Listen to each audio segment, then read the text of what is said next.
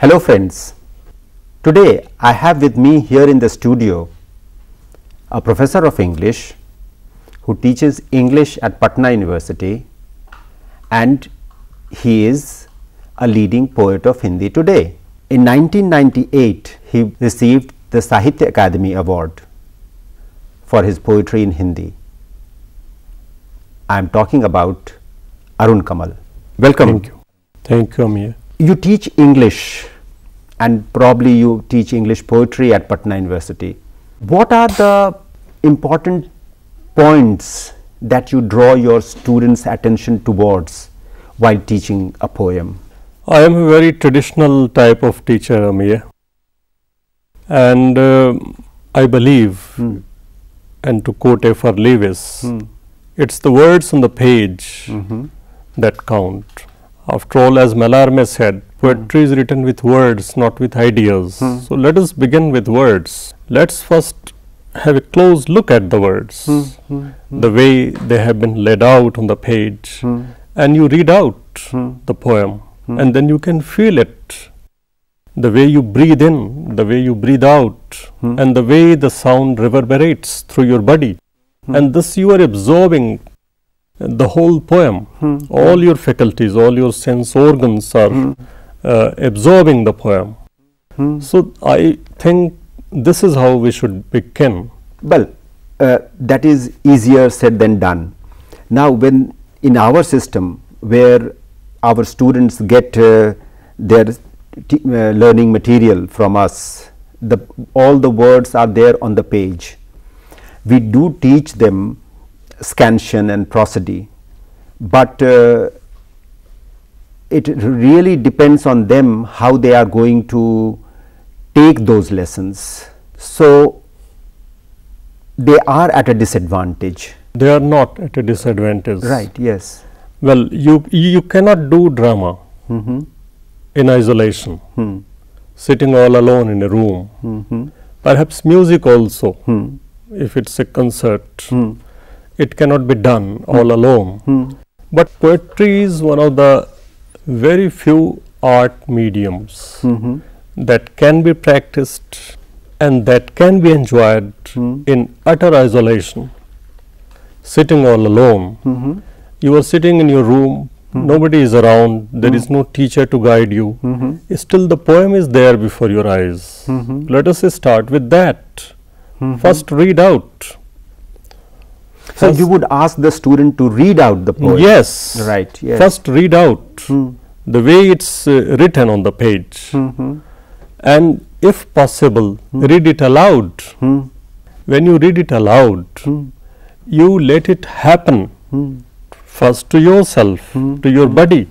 It's actually physical sensation a poem creates, the ripples that it creates inside you while you are reading it aloud, and it's a thrilling experience. The magic spell that poetry casts, it begins with the way you start reading it aloud in isolation. One of the poems that we have on the course here is by Alexander Pope, and this is Epistle to Dr. Arbuthnot. Oh, shut the door, good John, fatigued I said, tie up the knocker, say I'm sick, I'm dead. Yes, that's right. Look, the note of exasperation on which the poem opens. Yes, that's right. And you go on reading it, and you can feel the envy, the boredom, annoyance, and the undercurrent of hatred also, and ultimately gets so scathing towards the end.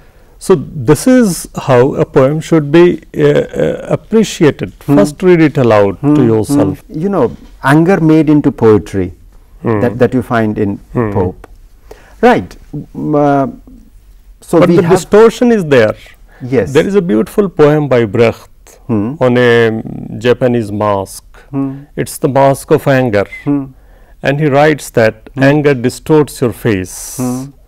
So anger always distorts. Yes. Yes. And that distortion is there in the convoluted lines of this poem, Epistle to Dr. Arbuthnot. Arbuthnot, yes. The way the lines run on and the way the images are heaped up. So you can feel it, that distortion. So that is the first point. Yes. Let us read the poem aloud. That's right. Yes. Every reader, Yes. and the reader, he or she should not wait for the teacher, Yes.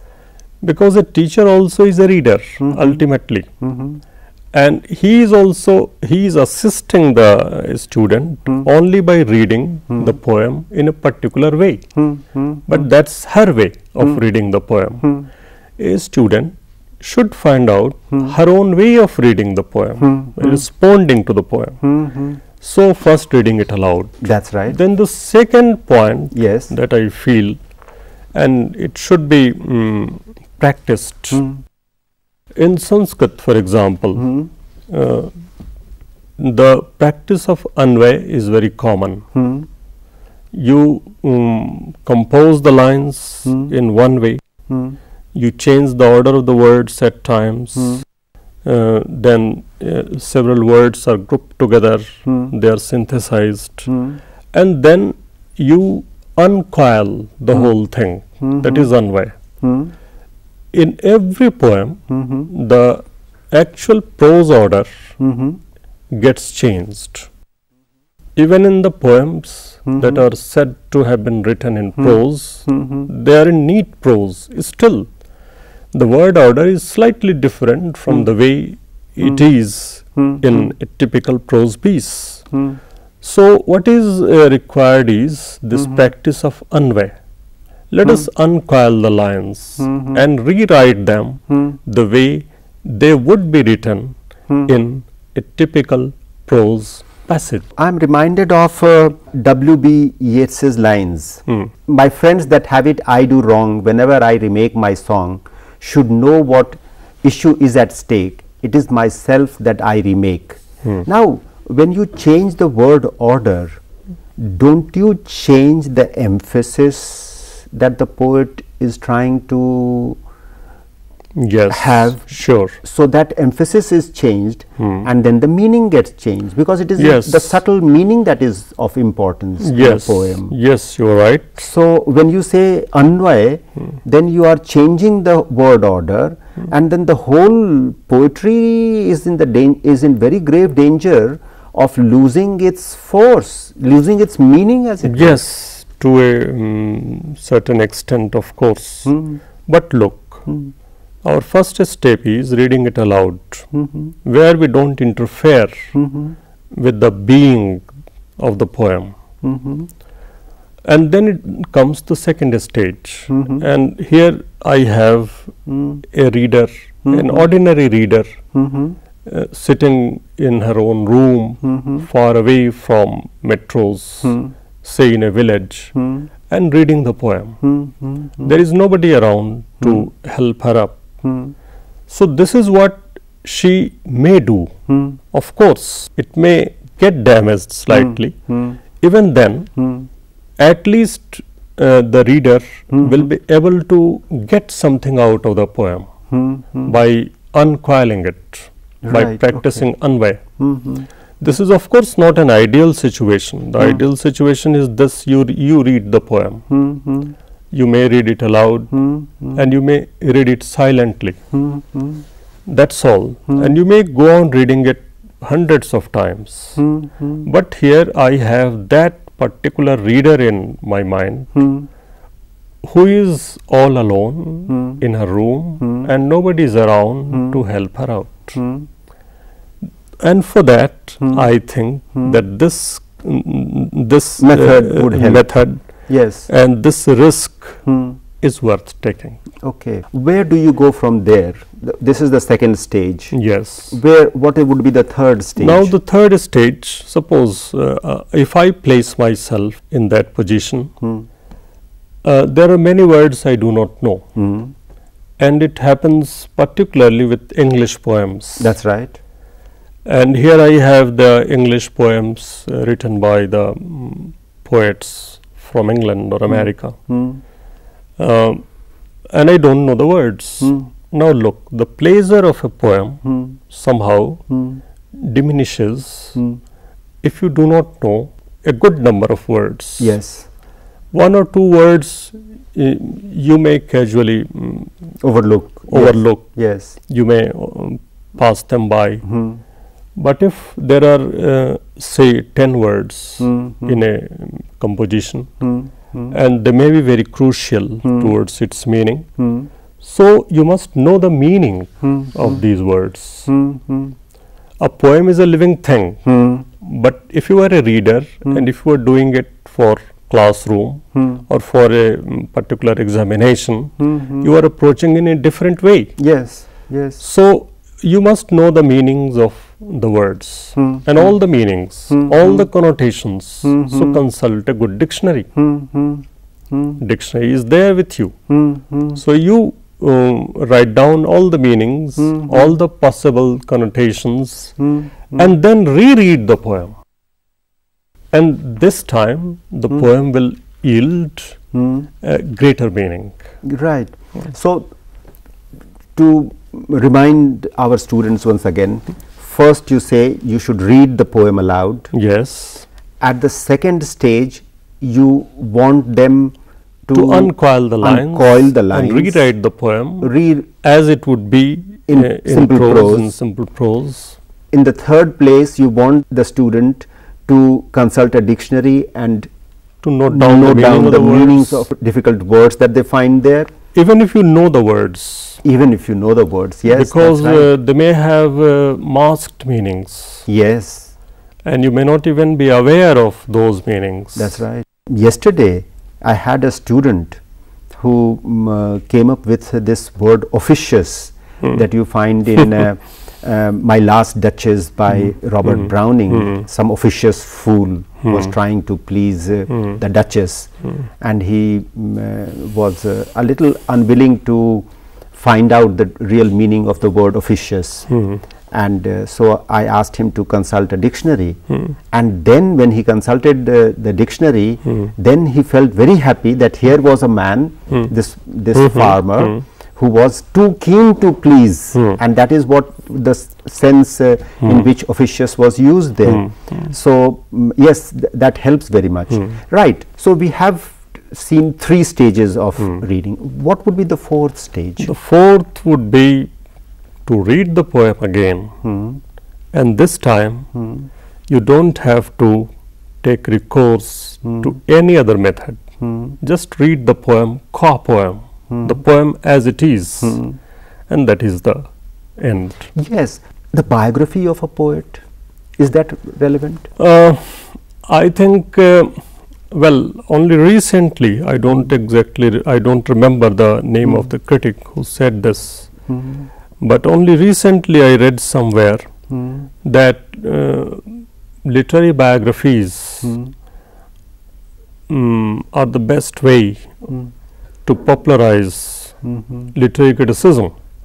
The moment you begin to take interest in the life of a poet, you also begin to take interest in the poetry that he has created.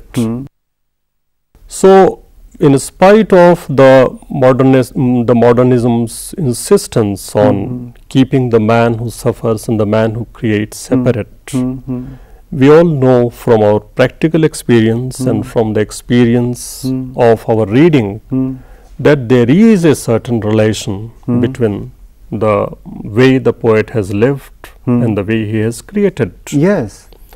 Because a poem is a human document. It doesn't, drop from the blue skies, as it were.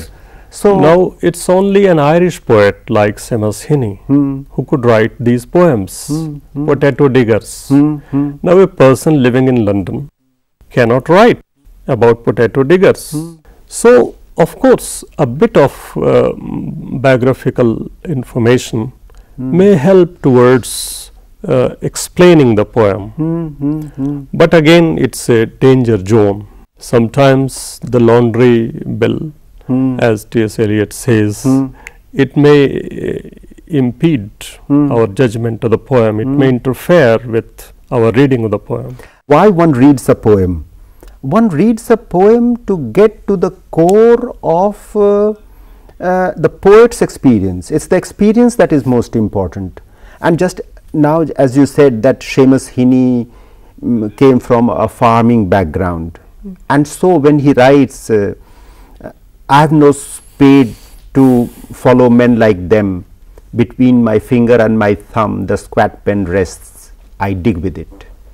When Seamus Heaney writes that, then you can see his background from which this poem comes, and you can appreciate it the right way without imposing too much meaning on it, or without taking away, you know, its real beauty. So that kind of a thing can happen only when you are familiar with the poet's background. Yes, if possible. Yes. Some basic information. Basic information, yes, that's right. Perhaps helps. Yes. For example, Shakespeare. Shakespeare was writing in a particular milieu. So we must know a little about that. Something of that should be there at the back of the reader's mind, and that will go a long way towards untying the knots inside the poem. Yes, sure. That's right, yes. So we have covered 4 stages by now. What would be the 5th stage? The 5th stage is read the poem as many times as you can. Right. Because a poem is inexhaustible. It is inexhaustible, yes. And a poem never yields all its meanings at one go. No. And you read it in different lights, in different moments. So my 5th advice is read a poem as many times as you can. And a good poem never deserts you. But thinking from the point of view of the student, wouldn't you advise her to pay a little attention towards the imagery, the metaphors, the specificities of the poet's experience? Yes. Yes. Images, actually, this is one of the basic difference between prose and poetry. That prose is like walking, plain walking, and poetry is like dance. You are using your feet both while walking and both while dancing. Yes. But poetry makes a different use of the feet. So in a poem, it's the image that's very important. It's the most crucial thing. Although there may be a poem without any images whatsoever, still Shakespeare, he thinks in images. He is the greatest English poet, and he is one of the greatest poets of the world. And he has created innumerable images, myriads of images. And he thinks in images. Kalidas thinks in images. Ghalib thinks in images. Nirala thinks in images. So image, to quote Ezra Pound, is an intellectual and emotional complex. And that is the storehouse of all the intellectual and emotional potential riches of the poem. Yes. The epigraph that we have used for this course is, music begins to atrophy when it departs too far from the dance. Poetry begins to atrophy when it gets too far from music. So poetry has within it music and dance.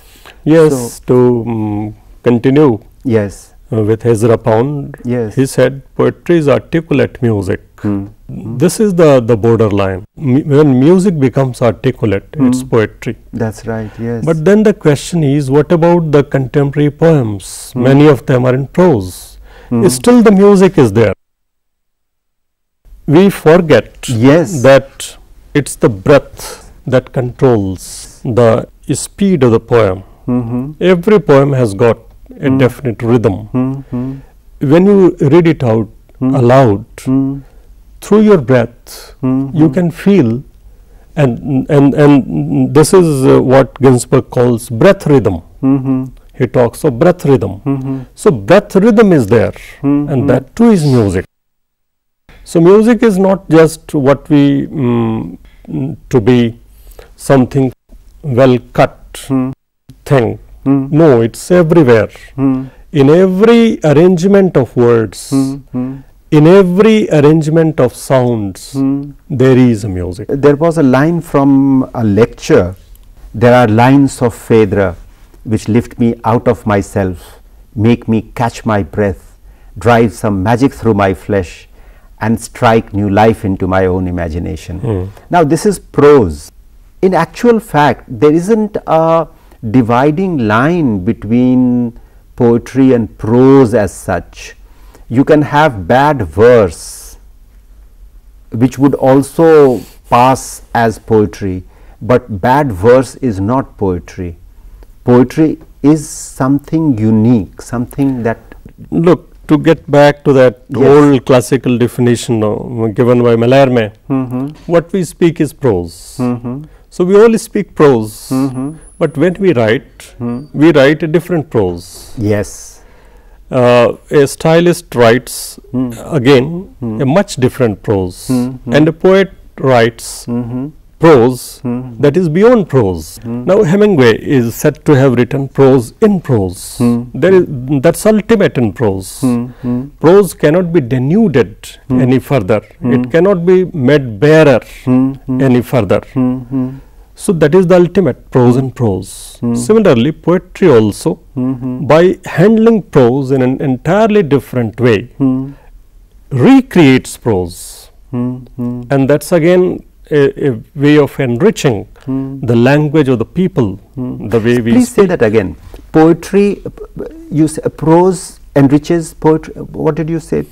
Poetry, by handling prose in an entirely different way, enriches prose. The way we speak is always deficient. There is always something lacking. And here, a poet gives it a perfection, gives it a refinement. So he takes the speech from the people and gives it back to them. So the next generation will have a more invigorated, a richer prose to speak, to lead their life with. My students won't pardon me if I don't ask you to read some of your poems for them. I am reading out. Here I have 3 of my poems in translation, in English translation. Yes. And the translator is Ms. Daisy Grover, herself an eminent poet. Yes, and also a student of English. Yes, that's right. Daisy Grover has translated a lot from several languages, and she is a wonderful poet herself. This is how her translation reads: fertile. This is for Urvar Pradesh. I am back today and see the wrapped up grain is sprouting at home. I am back today and see the wrapped up grain is sprouting at home. Back after 2 days I sense the churned out reek of books, clothes and desolate air. A film of dust all over and a stale water trapped in the jug.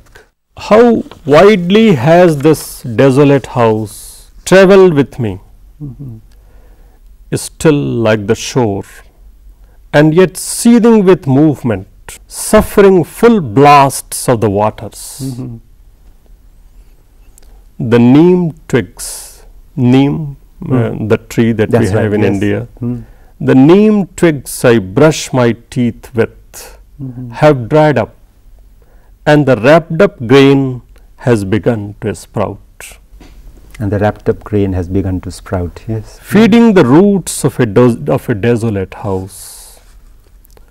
I fling open the window and wind gushes in from all around as if it pressed against the panes wailing while it shook the house as if a tray of water.